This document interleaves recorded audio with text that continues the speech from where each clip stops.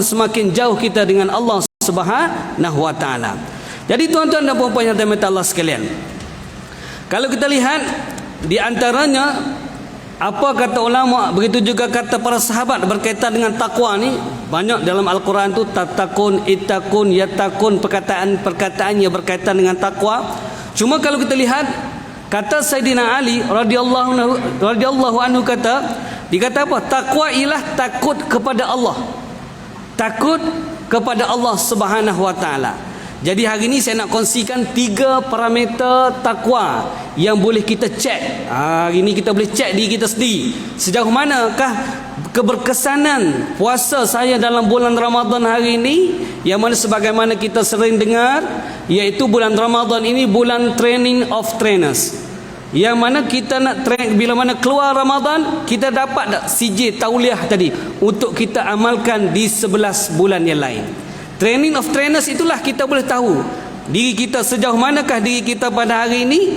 Adakah kita semakin takut kepada Allah Subhanahu wa taala dari segi amal ibadah kita, dari segi perangai kita, dari segi percakapan kita, dari segi apa?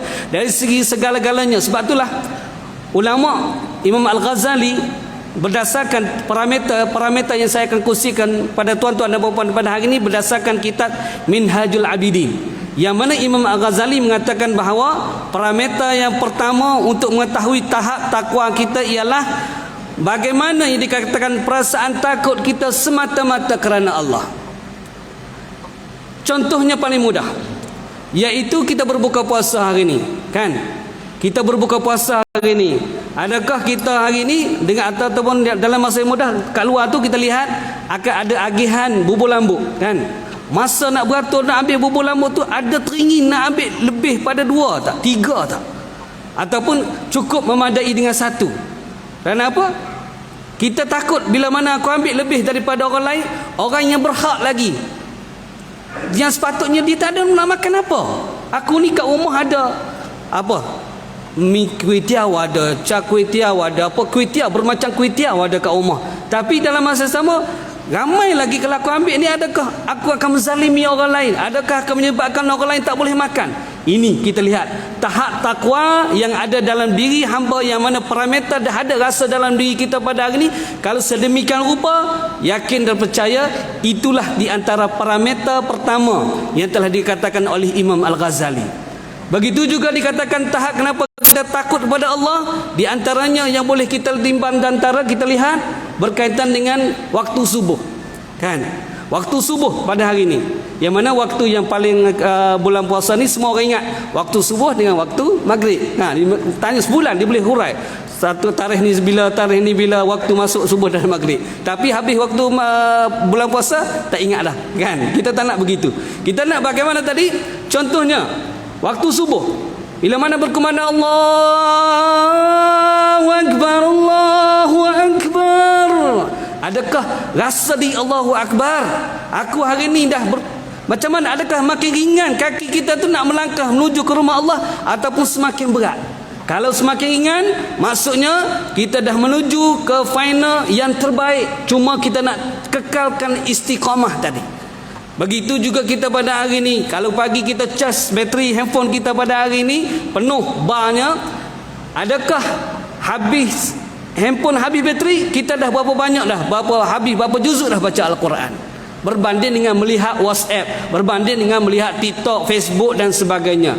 Jadi insan yang dikatakan parameter yang pertama yang dikatakan oleh Imam Al-Ghazali ialah hamba itu akan merasakan takut pada Allah Subhanahu wa taala di mana saja dia berada. Hatta ketika nak parking kereta pun dia takut kepada Allah Subhanahu wa taala. Contohnya tuan-tuan, kita parking kereta kat rumah kita, kan? Kadang-kadang rumahnya pangsapuri dan sebagainya begitu padat dengan kenderaan. Bagaimana kita nak buka? Adakah kita pernah letak tangan kita di sebelah, bila mana buka pintu tu letak tangan, kepitkan tangan supaya tidak terkena pintu kereta sebelah? Ataupun kita pakai buka je, terkena kita buat dak ya. Tetapi orang yang takutkan kepada Allah, dia akan fikir sedemikian, aku nak keluar, kalau aku buka pintu ni kena kereta orang sebelah, kalau orang sebelah cari aku dalam akhirat, tuntut aku cari siapa yang buat calan ni, mana aku nak cari? Allahu Akbar. Kena fikir setahap demikian, takut kita kepada Allah Subhanahu wa taala. Bagaimana lagi di antaranya contoh paling mudah, terlalu banyak tuan-tuan, cuma masa yang ringkas pada hari ini nak bagi tahu ialah bagaimana parameter orang yang bertakwa. Kita dah berpuasa dalam 20 hari, kita dah berpuasa, dah masuk final pada hari ini. Bagaimana tahap takut kita kepada Allah Subhanahu Wa Taala? Adakah semakin takut? Adakah semakin ataupun semakin longgar? Awal-awal tadi dengan tarawih 20, dengan tarawih 8 rakaat rasa tak rasa apa-apa. Imam pula rasa seronok, alhamdulillahi rabbil alamin. Masuk hari ke-21 ni Allah rasa berat. Bermaksudnya kita ada sesuatu yang perlu kita baiki lagi, tahap ketakwaan kita kepada Allah. Ataupun contoh yang paling mudah juga di antara yang boleh kita ambil, kita mari masjid hari ni pakai slipper, pakai kasut, tiba-tiba keluar je masjid, tengok slipper kita, stitcher kita tak ada. Natang mana habis ni kan? Kalau terkeluar perkataan demikian dalam lidah kita, terkeluar perkataan sedemikian, maka kita masih belum lagi terlewat untuk kita perbaiki, untuk kita teruskan TOT, training Tarbiyah Orang Takwa TOT bulan Ramadan ini, untuk kita terus istiqamah perbaiki yang dikatakan tahap takwa tadi. Yang pertama dalam Minhajul Abidin, iaitu takutkan kepada Allah Subhanahu Wa Taala semata-mata. Dalam merasakan dirinya di mana kita saja berada. Tengok handphone, ya Allah, aku baca WhatsApp hari ini, bagaimana dengan Al-Quran? Sedangkan Allah bagi aku handphone pada hari ini, handphone dengan harga 5,000, 6,000 dan sebagainya, tetapi dalam handphone tadi apps Al-Quran pun tak ada. Yang ada apa dia? CIMB Click, Maybank to You, yang urusan keduniaan semua ada, tetapi yang menghubungkan kita dengan Allah Subhanahu Wa Taala tak ada. Jadi kita kena muhasabah tuan-tuan, parameter kita di tahap yang mana. Jadi begitulah di antaranya lagi, apa lagi tuan-tuan dan puan-puan yang Allah sekalian, dalam masa yang ringkas pada hari ini, bagaimana yang dikatakan kita takut kepada Allah Subhanahu Wa Taala, banyak lagi lah. Dan yang kedua, parameter yang kedua kata Imam Al-Ghazali ialah suka dan seronok melakukan ketaatan dan dalam beribadah. Ini parameter yang kedua. Kalau kita merasakan sembahyang tarawih rasa sekejap ya, dengan imam bacanya, dengan lantunan suaranya, dengan hayatan kita boleh menghayatinya, kita boleh mengerti. Begitu juga kita baca Al-Quran, rasa seronok bila mana baca Quran, tengok ayat-ayat yang berkaitan dengan amaran Allah Subhanahu Wa Taala, rasa gemetar hati. Allahu Akbar, aku hari ni besar tanggungjawab aku sebagai suami ni. Aku tak pernah tegur lagi anak keluarga aku yang tidak menutup aurat dengan sempurna. Aku tidak bertegur sapa dengan jiran, sedangkan jiran adalah orang yang paling rapat dengan aku. Aku hari ni kadang-kadang subhanallah, dia baca Quran subhanallah, dia akan merasa ikhlasatannya. Ni kita kadang-kadang baca Quran dengan imam baca pula lambat tarawih kan. Alhamdulillah, imam ni celaka sungguh, dia kata lambat kan. Kita dah ada. Jadi dah ada perasaan. Kita kadang-kadang kalau orang yang kata-kata parameter yang kedua tadi, apa? Dia rasa seronok baca Al-Quran, masa nak baca lagi, nak rasa lagi. Kenapa? Dia memahami, dia menghayati, dia merasai kemanisan tadi.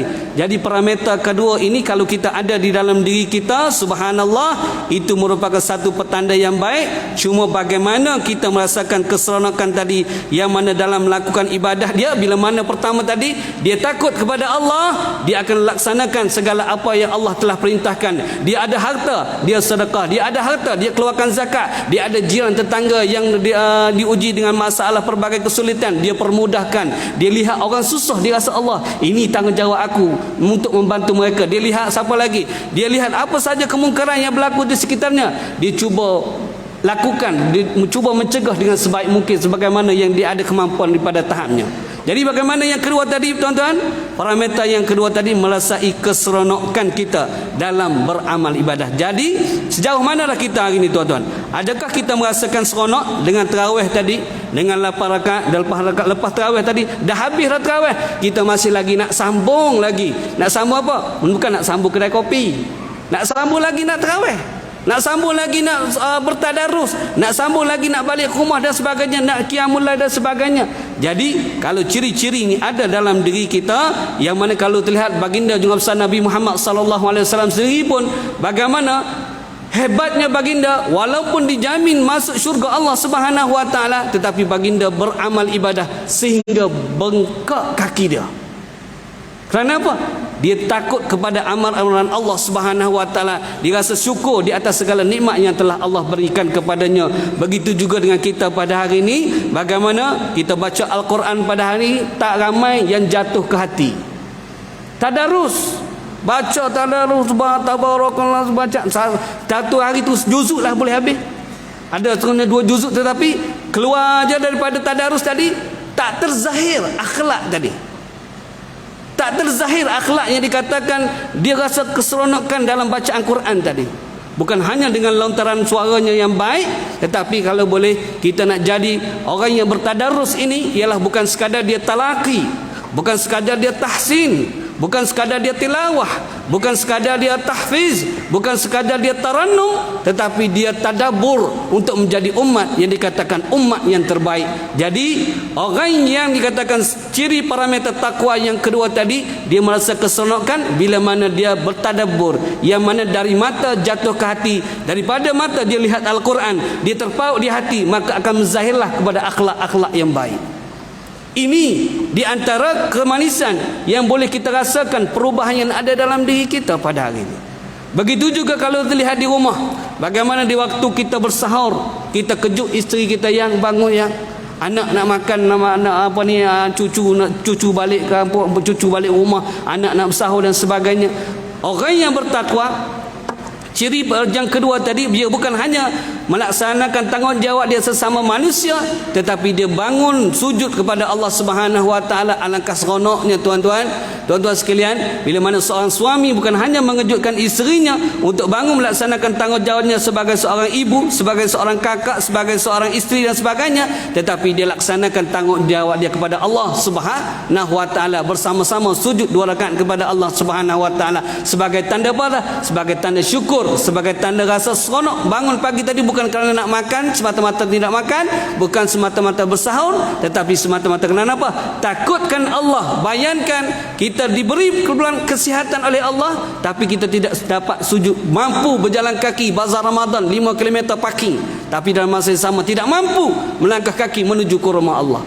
Jadi parameter yang pertama tadi ialah ketaatan, takut hanya semata-mata kerana Allah. Yang kedua, parameter yang kedua ialah bila mana dia rasa takut, ialah dia rasa seronok, dia rasa manis bila mana bertadarus, bila mana lakukan solat dan sebagainya. Kenapa? Allah tak lihat tuan-tuan. Innallaha la yanzuru ila suwarikum wala ila amwalikum walakin yanzuru ila qulubikum wa a'malikum, kata Rasulullah.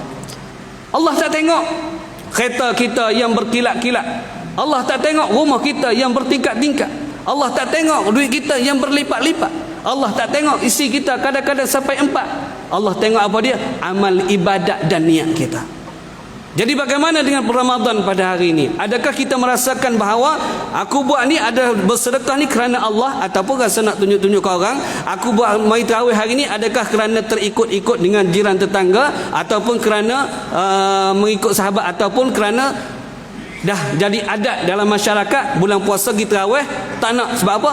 Kita nak jadi bulan Ramadan ini, kita tak nak jadi sebagai hamba yang dikatakan hamba Ramadani, tetapi kita nak jadi hamba Rabbani. Bila mana hamba Rabbani, dia akan lahirlah tadi perasaan takut dan perasaan seronok untuk beramal ibadah. Begitu juga dengan tuan-tuan dan puan-puan yang dirahmati Allah sekalian. Bagaimana di antaranya di antara yang ciri yang ketiga ialah parameter yang ketiga, maksud dikatakan oleh dalam Minhajul Abidin, itu hati suci daripada dosa dan maksiat. Kita bagaimana kita rasakan? Kita rasa ringan ke, rasa seronok ke, rasa apa ni, mudah lidah untuk mengucapkan kalimah-kalimah thayyibah? Itu maksudnya di antara amal-amal ibadah kita tadi sudah diterima oleh Allah Subhanahu wa taala. Kerana apa? Ulama ada membahaskan berkaitan dengan Ramadan itu sendiri. Ra, mim, dad, alif, nun, itu yang pertama itu ridwan Allah. Allah sediakan Ramadan adalah ridwan Allah, keredaan Allah Subhanahu wa taala. Allah sediakan kepada hamba yang dikatakan inna akramakum indallahi atqakum.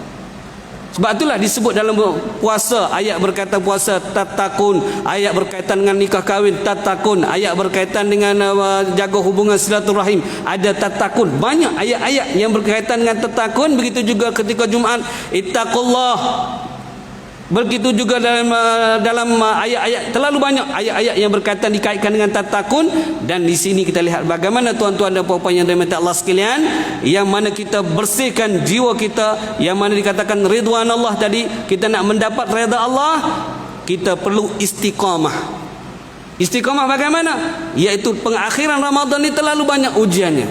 Kan hari ni macam-macam lah, hari ni duduk sibuk dengan raya kan, duk share netizen ni kata 21 raya, ini kata 22. Buat apa nak sibuk-sibuk pasal tu? Kita serah kepada pihak berkuasa. Kita ada pohon menyimpan pohon besar raja-raja, yang mana di negara kita pada hari ni ada 29 tempat untuk cerap hilal. Jadi kita serah kepada mereka yang berautoriti. Tak payah kita nak share benda-benda yang kadang-kadang tak tentu hala.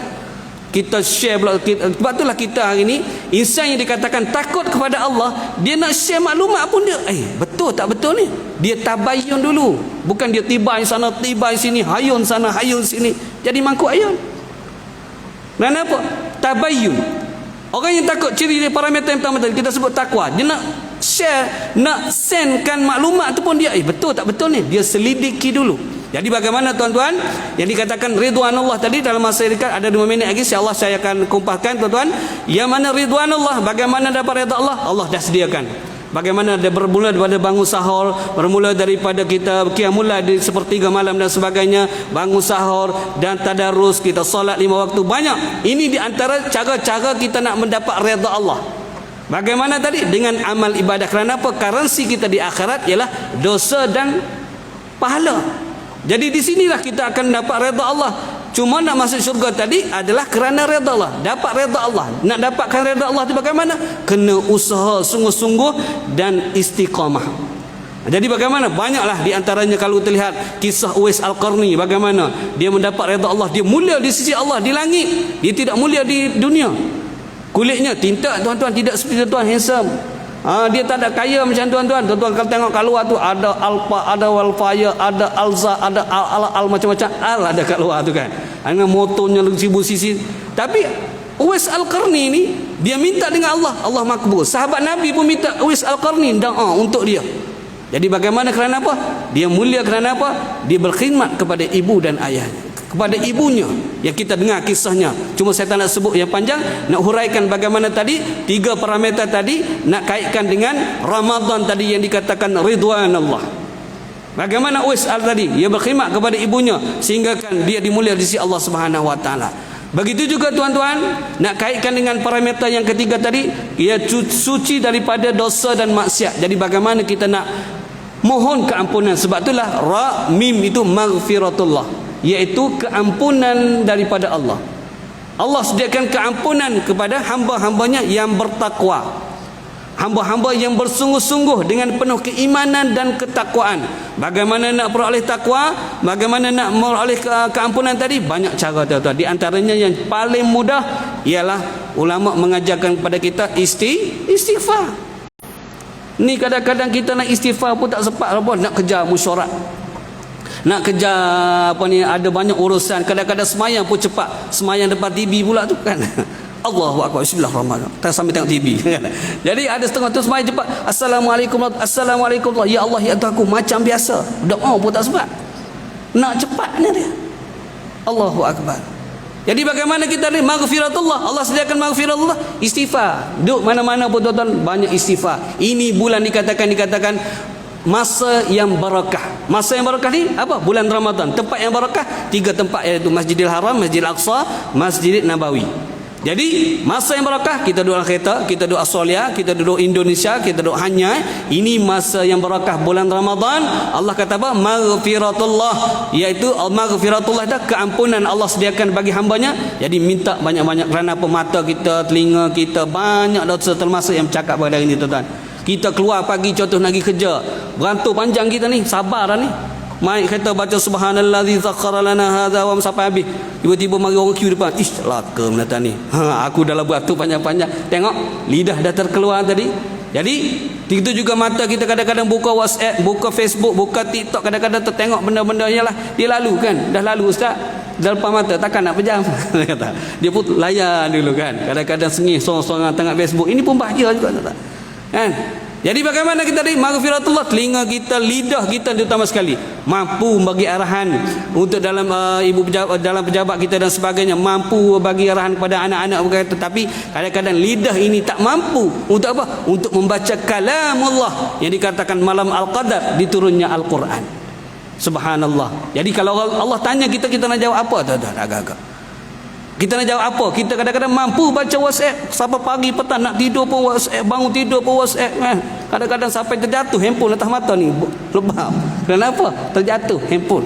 Jadi bagaimana tuan-tuan dan puan-puan sekalian, yang mana maghfiratullah istighfar, banyak istighfar, nak mohon keampunan tadi, nak dapatkan parameter yang ketiga tadi, dijauhi daripada dosa dan maksiat, banyakkan istighfar. Astaghfirullahalazim, astaghfirullahalazim, pendek ataupun panjang. Astaghfirullahalazim alladzi la ilaha illa huwal hayyul qayyum wa atubu ilaih. Baca yang istighfar ni confirm cepat lena tuan-tuan. Kalau tak lena istighfarlah ini.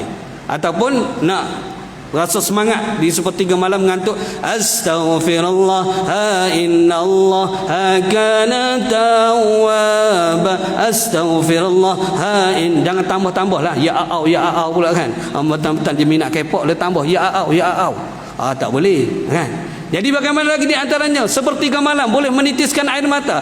Astaghfirullah rabbal baraya, astaghfirullah minal khataya, rabbi zidni.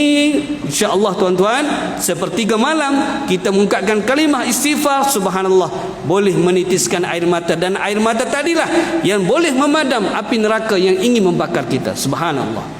Jadi bagaimana terlalu banyak tuan-tuan dalam masa yang singkat pada hari ini kita mendapat pengampunan daripada Allah Subhanahu Wa Taala. InsyaAllah sekadar itu sajalah yang dapat saya kongsikan. Dot, alif, nun tadi kita jumpa tahun hadapan. Jadi insyaAllah kita bersama saya di dalam Qiyamul Lail. Saya ada satu slot Qiyamul Lail di sini. Sama-sama kita hadir, sama-sama kita azam, sama-sama kita meriahkan, imarahkan Masjid Kota Damansara pada hari ini. Mudah-mudahan seluruh karya ini mendapat rahmat dan keberkatan daripada Allah Subhanahu Wa Taala. A'udzubillahi minasyaitonirrajim. Bismillahirrahmanirrahim. Alhamdulillahirabbil alamin. Wassalatu wassalamu ala Rasulillah wa ala alihi wa sahbihi ajma'in. Allahumma salli ala sayyidina Muhammad wa ala ali sayyidina Muhammad. Allahumma ighfir lana dhunubana wa liwalidina warhamhuma kama rabbayana saghira wa li jami'il muslimin wal muslimat wal mu'minin wal mu'minat al ahya minhum wal amwat bi rahmatika ya arhamar rahimin. Allahumma ya Allah ya Tuhan kami, anugerahkanlah kepada kami kefahaman dalam ilmu kami memahami ilmu sebentar tadi ya Allah, sefaham Imam Al-Ghazali ya Allah. Anugerah kekuatan dan ingatan kepada kami dalam kami mengerti ilmu yang telah kami pelajari sebentar tadi ya Allah, seingat Imam Al-Bukhari yang boleh menghafal hadis-hadis Nabi. Allahumma ya Rabbi ya Ilahi, anugerahkanlah kepintaran, kebijaksanaan dalam kami mengaplikasikan ilmu yang kami pelajari sebentar tadi ya Allah, seperti Sultan Muhammad Al-Fatih yang dikagumi. Dengan ilmu yang kami pelajari sebentar tadi ya Allah, anugerahkanlah kepada kami akhlak yang terpuji, saling hormat menghormati, sayang menyayangi dan lengkap melengkapi, dan jauhkanlah kami dari sifat yang keji, iri hati, sombong diri, prasangka buruk sesama sendiri. Allahumma ya Rabbi ya Ilahi, anugerahkanlah kami anak yang saleh dan salehah yang baik budi pekerti. Allahumma rabbana atina fid dunya hasanah wa fil akhirati hasanah wa qina azabannar. Walhamdulillahi rabbil alamin. Qaballahu minkum. Sekadar itu saja. Assalamualaikum warahmatullahi taala wabarakatuh.